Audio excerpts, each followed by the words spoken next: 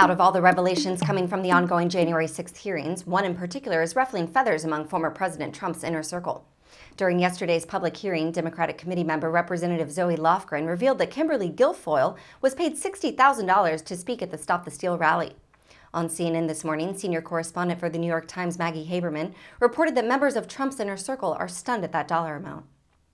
That the committee has found information that Kimberly Guilfoyle was paid $60,000 to speak at the rally on January 6th.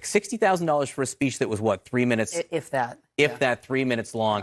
And what have you heard over the last several hours since that revelation about how people in Trump world feel about that? So I want to say two things about that. People in Trump world are sharing that clip. They are aghast that this is the amount of money that she got for a speech to introduce her boyfriend.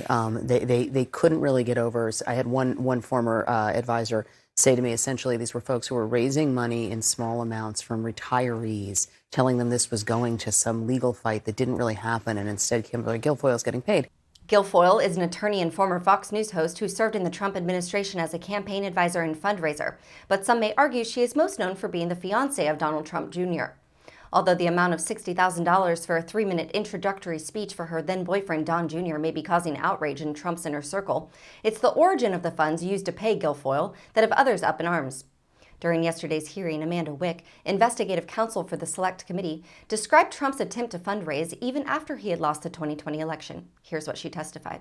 But as the Select Committee has demonstrated, the Trump campaign knew these claims of voter fraud were false, yet they continued to barrage small-dollar donors with emails, encouraging them to donate to something called the Official Election Defense Fund. The Select Committee discovered no such fund existed. The claims that the election was stolen were so successful, President Trump and his allies raised $250 million, nearly $100 million in the first week after the election.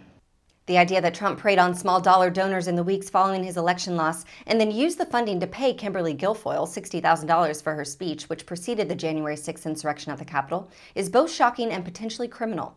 But then again, as Haberman reminded us this morning, this is the whole ecosystem. It is fine that some people are upset about this. There is some level of this that often goes on around Trump and shouldn't be a surprise to anyone. Thank you for tuning in to Raw Story TV. Please be sure to check out the headlines at rawstory.com. Stay informed and tap below to take action by liking, subscribing, and joining all those who like their news raw.